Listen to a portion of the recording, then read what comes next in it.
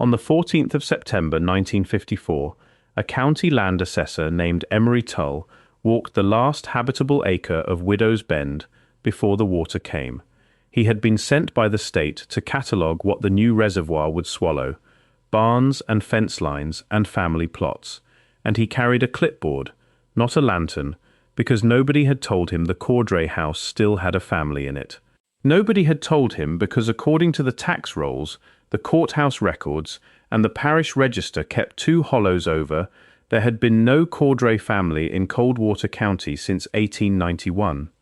Tull found the house standing square on its foundation, the porch swept, the woodpile stacked to the eave, and a single chair pulled up to a table set for one.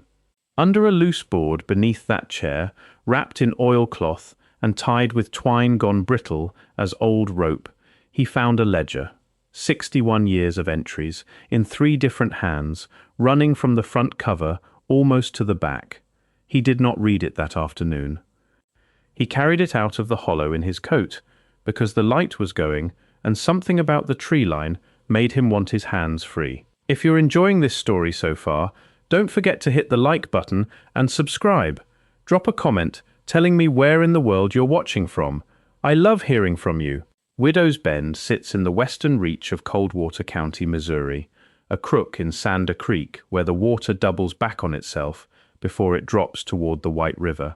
In 1851, the nearest post office was 11 miles out, the nearest doctor 19, and the nearest railhead was a 2-day wagon trip that most families in the hollow made twice a year, once for salt and once for seed.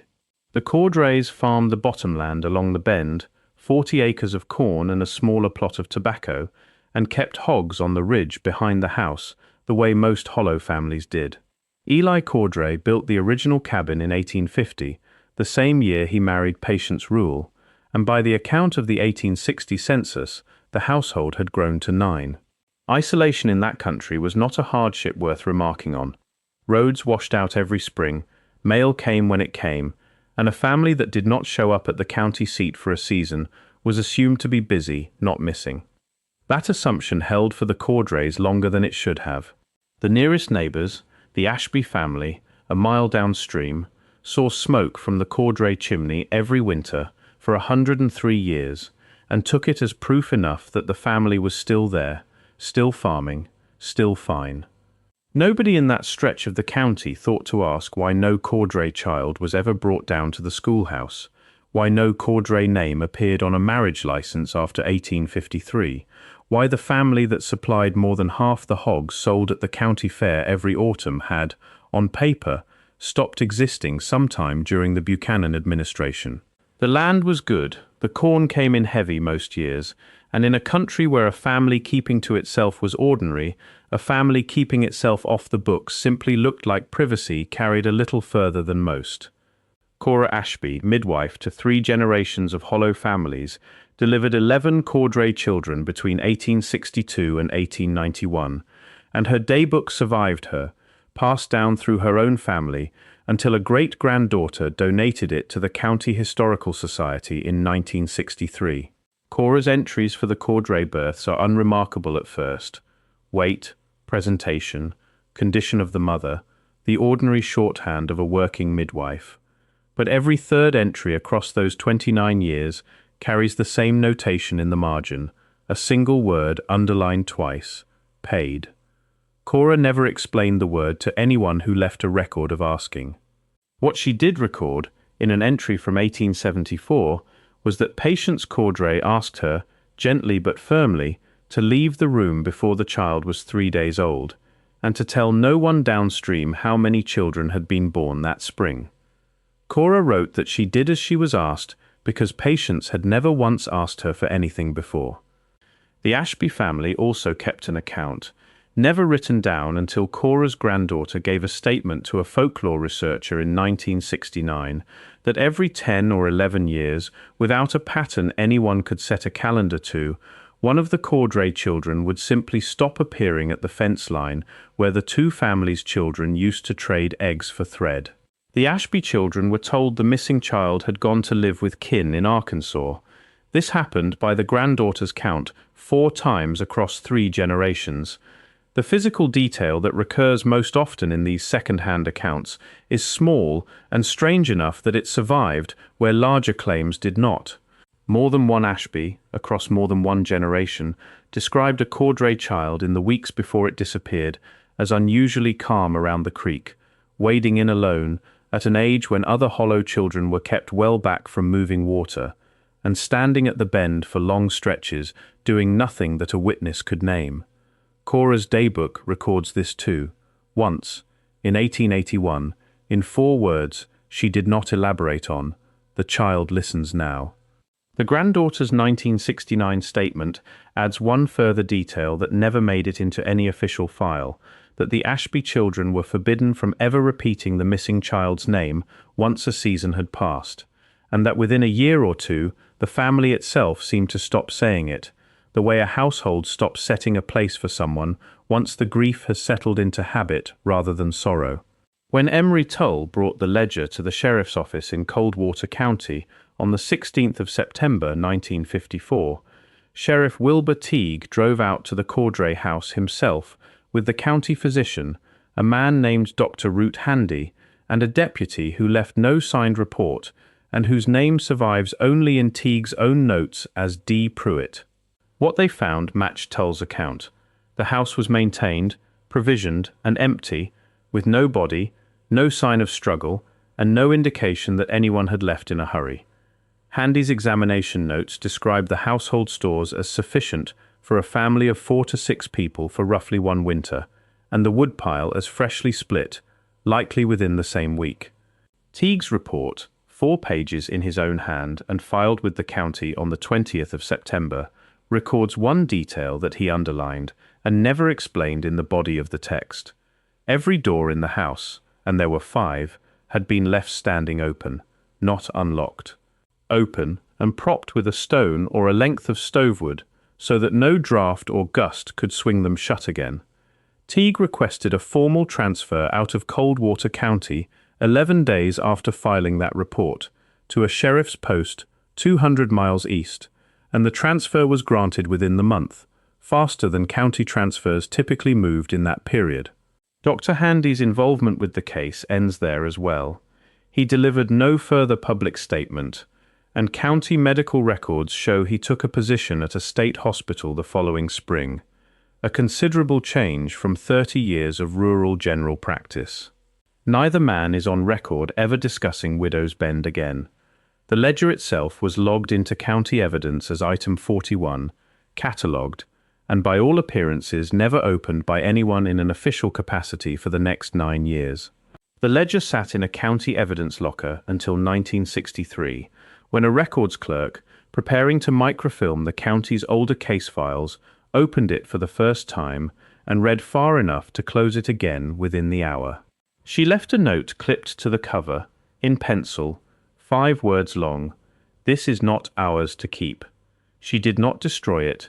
She also did not describe what she had read to her supervisor, beyond calling it a family accounting book, which was true in the way that a coroner's report is a family accounting book.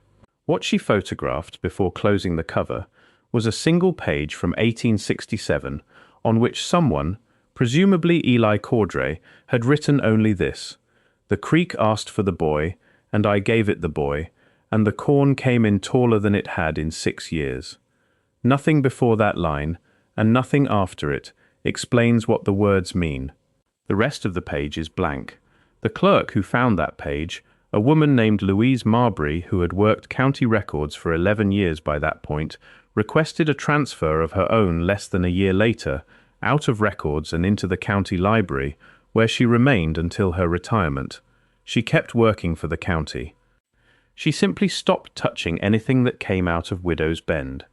By the time county archivists finally catalogued the ledger's full contents in the 1980s, they counted 61 years of entries and 41 uses of the word paid, evenly enough spaced across 3 generations that no statistician who later reviewed the pattern called it random. Whatever the word meant to the people writing it, it appears nowhere else in any Cordray-related document that survives. Not in Cora Ashby's Daybook, not in Sheriff Teague's report, not in the single photograph Emery Tull took of the house before the water rose. It exists only inside the ledger, in 3 different hands that agreed, across 61 years and 3 generations who could not have compared notes, never to explain it to anyone who was not already family. If you're hooked on this story, make sure to subscribe and turn on notifications so you never miss an upload. Your support means everything and helps me bring you more emotional stories like this one. Coldwater County was not the only stretch of the Ozarks where a creek and a family kept an arrangement neither one wrote down for outsiders. 40 miles south, in what was then Baxter Township, a family named Hale farmed a hollow along Sart Fork Creek from 1849 until their own disappearance from the county rolls in 1898. A traveling assessor's report from 1912, filed when the state was surveying timber rights, describes the Hale property in language close enough to the Cordray file that a researcher comparing both documents in the 1990s flagged it without knowing the second file existed. The Hale house, like the Cordray house, was found provisioned and maintained with every door propped open. The Hale family Bible, recovered by a descendant in 1947, records 8 children born between 1850 and 1889, and a family tree, kept separately, that shows only 5 surviving to adulthood, with the missing 3 marked not dead but gone, a distinction the family apparently considered meaningful enough to preserve. A second case, further east along the White River, in what is now Ozark County, involves a family named Prine, farming a Bend locals called Prine's Elbow, from roughly 1855 until the family's last recorded appearance on a tax roll in 1893. The Prine case survives mostly through a single letter written in 1888 by the wife, Delilah Prine, to a sister in Tennessee, in which she describes a bargain her husband's grandfather had struck with, in her words, something that lived where the water turned. She describes the arrangement in terms close to what the Cordray descendants would later use for their own family's bargain, prosperity and safety, in exchange for a periodic and unspecified cost, paid by the family and witnessed by no one outside it. Delilah's letter asks her sister never to visit and never to send her own children to visit, phrasing the request in language close enough to Coldwater County's later customs that a folklore researcher working in the 1970s noted the overlap in an unpublished paper that was never picked up by an academic journal. What connects the Cordray, Hale and Prine files is not a single detail but 4 repeated ones. A creek bend as the site of the original bargain, a periodic reduction in the number of surviving children, a household left provisioned and open rather than abandoned in haste, and a total absence of the family from any public record after a specific and traceable point, despite continued private evidence that the family kept farming, kept living, and kept paying whatever they believed they owed. The Coldwater County Parish Register that shows no Cordray family after 1891 is not, on its own, unusual. Registers went unmaintained for stretches all over the rural Ozarks. What is unusual is the specific mechanism by which the Cordrays left it. The register's Cordray page, unlike every surrounding page in the same book, has been cut rather than torn, the stub clean and even at the gutter, a job done with a blade and steady hands rather than in anger. The county's own baptism and burial rolls, kept separately by the circuit church, show the same page removed in the same manner, and both cuts, when compared under magnification by the Historical Society in 2001, were made with the same tool. Someone with access to both books, on the same occasion, decided the Cordray family would not appear in either. The county clerk of record for that period was a man named Absalom Reeve, who held the position for 19 years and processed the transfer of the parish register to the courthouse himself in 1892, 1 year after the cuts are believed to have been made. Reeve resigned his post in 1893, moved his family to Springfield, and never held elected office again, a departure a local newspaper of the time described only as sudden and for personal reasons, without further comment. What makes Reeve's role more than coincidence is a second document, filed the same month as his resignation, granting the Cordray property a tax exemption under a clause normally reserved for land held in trust for the county itself, a designation that would have kept the property off any future assessment and off any future census taker's route. The exemption was never challenged, never renewed, and never explained in any surviving county meeting minutes, though the minutes for that particular session are themselves incomplete, 4 pages short of where the clerk's own numbering says they should end. Whether the whole of Coldwater County understood what it was protecting, or only a handful of men in the courthouse did, the effect was the same. A family that farmed 40 good acres, sold hogs at the fair, and buried its dead somewhere on its own land for 103 years, simply stopped being a family the county was required to notice. The ledger Emery Tull carried out of the hollow in 1954 ends with an entry dated the 12th of September of that year, 2 days before he found it, in a hand identified by a handwriting analyst in the 1990s as belonging to Ruth Cordray, the last of the family recorded anywhere, public or private. Her entry is the only one in 61 years written in full sentences, rather than the clipped ledger shorthand of paid and the corn came in. It reads, transcribed here exactly as she wrote it, spelling and all, they are coming to take the water up over the bend, and I will not be here when it does. I have kept what my grandmother kept and her mother before her, and I will not ask anyone to keep it after me. We were never unwilling. That is the part nobody downstream understood in 100 years of watching our smoke and never once asking after us. My great-grandfather did not lose a child to that water. He gave one, and it stopped taking the rest of us, and it kept giving back, until there was nothing left in this hollow that was not fed by what he agreed to.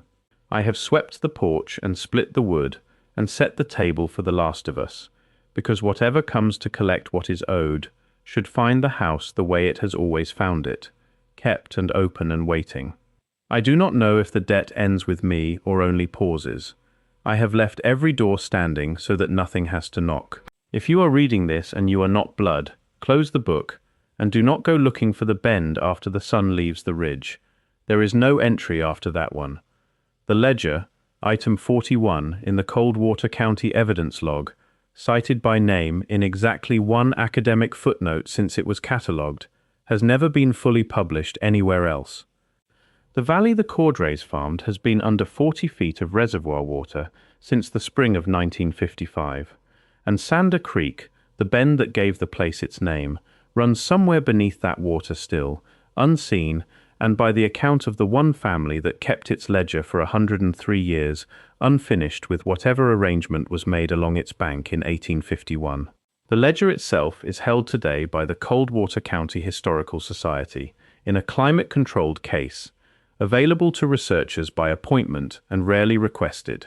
Ruth Cordray's body was never found, and no death certificate was ever filed for her, in Coldwater County or in any of the 6 surrounding counties whose records have since been searched. Emery Tull, the assessor who found the house standing open on its foundation, worked for the county for another 11 years, and by his daughter's account never once discussed that afternoon, except to say, toward the end of his life, that he had left every door exactly the way he found it, propped open, because something about the house made it clear that closing them was not his decision to make. The lake covers the bend now.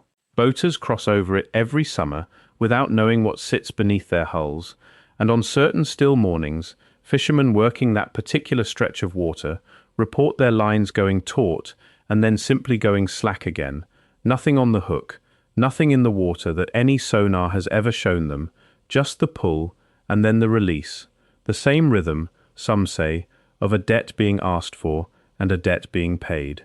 The Historical Society's climate-controlled case holds the ledger open to that final page, the one in Ruth Cordray's hand, because a curator decided years ago that a closed book invites fewer questions than an open one, and questions were never the problem this family had. What the county could not manage in 103 years of looking the other way, the water has managed without effort at all. It kept the silence the Cordrays paid for, and it asks nothing new of anyone who was not already blood. Thank you so much for watching until the end.